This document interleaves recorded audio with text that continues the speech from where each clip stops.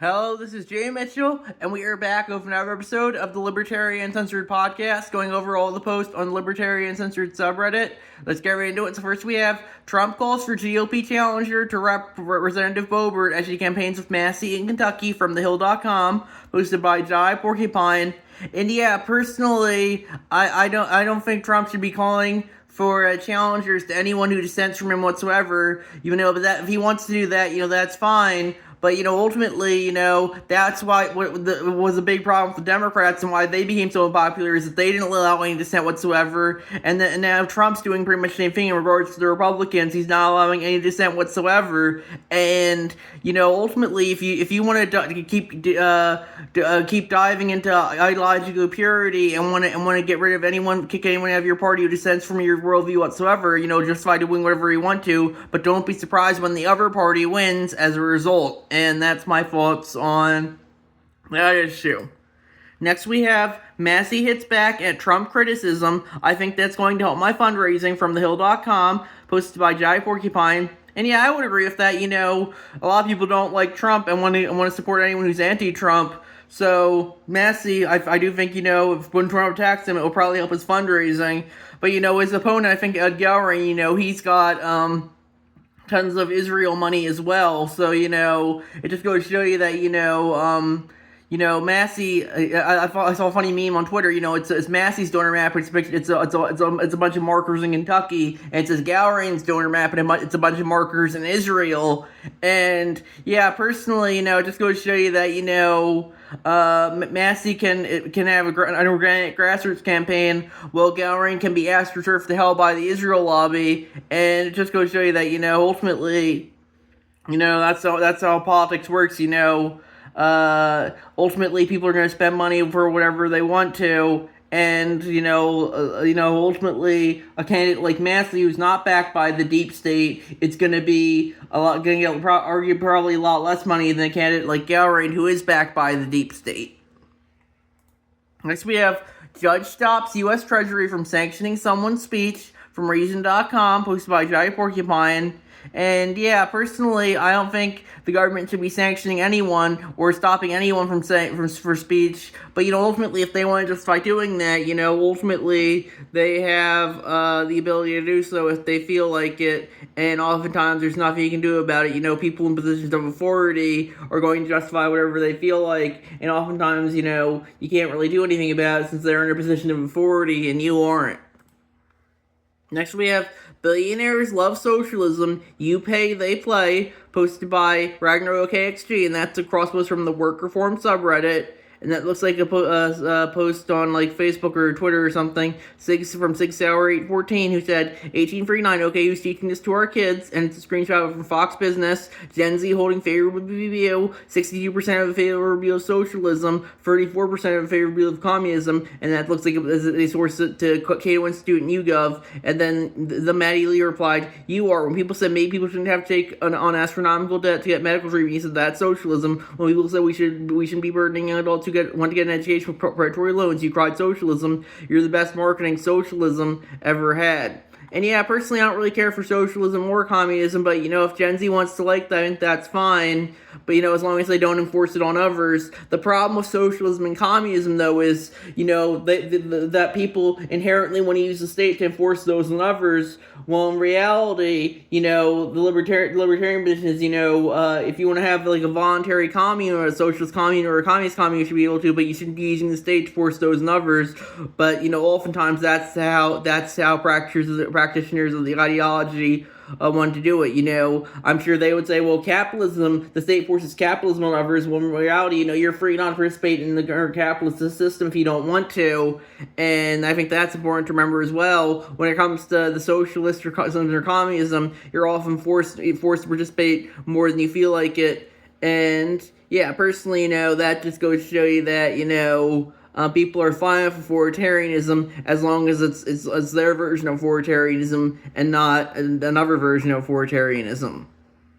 Next we have Massey's primary is the most expensive in history. Pro-Israel groups have played a huge part from Politico.com, posted by Jai Porcupine.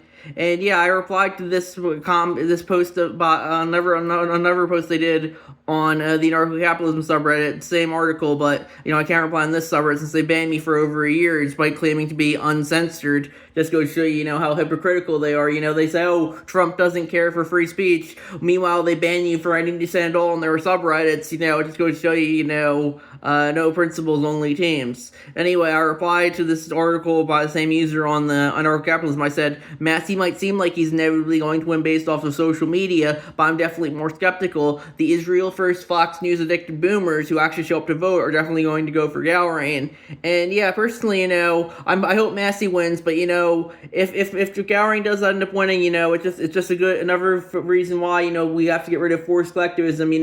As Kent Brockman famously said in that one episode of The Simpsons, democracy simply doesn't work, and elections increasingly in the U.S. increasingly show that it's just going to result in whoever has the most financial backing winning, even if they know that they're just empty sutras from the Israel lobby, like Ed Galrain is. And yeah, that's my thoughts on that issue. Next, we have former Congressman Justin Amash on point about Massey, posted by Jai Porcupine. That screenshot of a tweet from Justin Amash. He tweeted, more money is being spent to defeat Representative Thomas Massey than any other U.S. House member in history, not because he can single-handedly change legislative outcomes, he has just one vote, but because he exposes the lies and corruption of those who have political and financial power. And yeah, I'd agree with that. Ultimately, if people are going to go after those who expose them for the frauds they are, and sadly, that's how the system works. The deep state, military-industrial complex, satanic cabal of lizard people, whatever you want to call them, they're the ones who ultimately are really running the show, and if you dissent from their worldview whatsoever, like Thomas Massey does, they're going to try and kick you out, and sadly, they oftentimes succeed in that. Next we have So Is He Dead Then, posted by Donald Key, and that's cross was from the Blue Sky Skeets subreddit, and yeah, and that's looks like a tweet from or a Blue Sky post from Mueller. She wrote, and she said, "Oh," and they said, "Oh my," and that was them quote post from Kelly Meyer tweeted. President Trump recorded video message at today's Rededicate 250 appeared to be identically recorded 3 weeks ago for something called America Reads the Bible. Credit to my eagle-eyed colleagues for comparing the two on timeline together and spotting.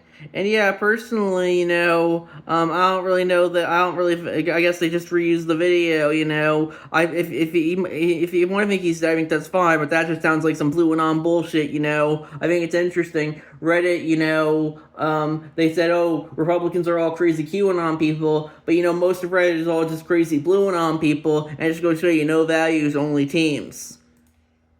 Next, we have Philly revokes gun permits for members of Black Panther-style patrol group from Axios.com, posted by Donald Key, and that's across was from the Law subreddit. And yeah, personally, I don't think that you should need a permit to have a firearm in the first place. But ultimately, if the state wants to revoke your permit for any reason whatsoever, oftentimes there's nothing you can do about it. I'm sure if this was the out group rather than the in group, like the Black Panthers, Reddit would think it's the greatest thing ever. But since it's a more in group code organization like the Black Panthers, Reddit thinks it's the worst thing ever. It just goes to show you no values, only teams. Reddit. A lot of Redditors say we need sensible gun control, but then the state takes their gun permits away from an in-group rather than the out-group, and they think it's the worst thing ever. Next we have How's Your Wallet, posted by Jacob Anders, and that looks like a screenshot of a tweet from Jacob Anders for president. How many promises can the clown app POTUS break? Mexico will pay for wall, tariff refund checks, Doge checks, golden phones, no more wars, $2 gas, everyone will have healthcare, and who can forget America first, it's Israel first, and your wallet last. And yeah, I would agree with that. Ultimately, it just goes to show you that politicians will say one thing on the campaign trail and then get into office and do the opposite, with a few exceptions like Thomas Massey. And oftentimes, there's nothing you can do about it. It's the reason why I think, politics is inherently just grifting and forced collectivism, and we should get rid of it as soon as possible. It's basically just WWE at this point, anyway, especially thanks to Trump. And eventually, you get tired of it. It's like I don't know whoever won the last WWE championship I think it was Roman Reigns. He just won WrestleMania, I guess. But other than that, I don't really know too much about who's winning in the wrestling. I don't know why it matters who's winning in the politics outside of a select few individuals like Thomas Massey. And that's my thoughts on that issue. Next we have Schiff proposes bill requiring data centers to pay for own power from news.bgov.com, posted by Woke Boogeyman. And yeah, personally, I can't stand Adam Schiff. He's a woke DNC deep state asset. But regardless, I definitely would agree that, people should be paying for their own power rather than have the government pay for their power. I think if people do want to use their earmarks their taxpayer dollars to pay for power for data centers, they should be able to. But I think if they don't want to, data centers should be paying for their own power. So I would agree with him here, even if I would disagree with him on pretty much everything else.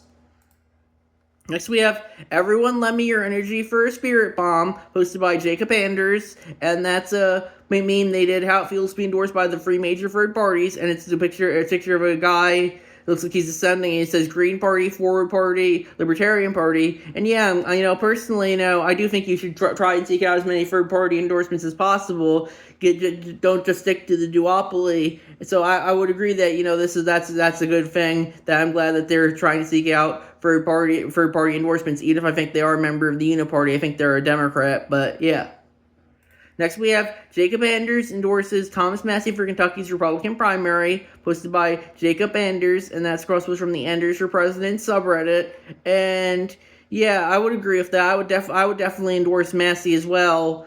I don't agree with him on everything. He supports the Jones Act, for instance, which I think is kind of goes against free trade. But I definitely think he's extremely principled and not an empty suit like his opponent Ed Galbraith. If Ed Galbraith wins the primary today, I'm going to be very disappointed, and it will just blackmail me even further on how democracy is inherently a failed system.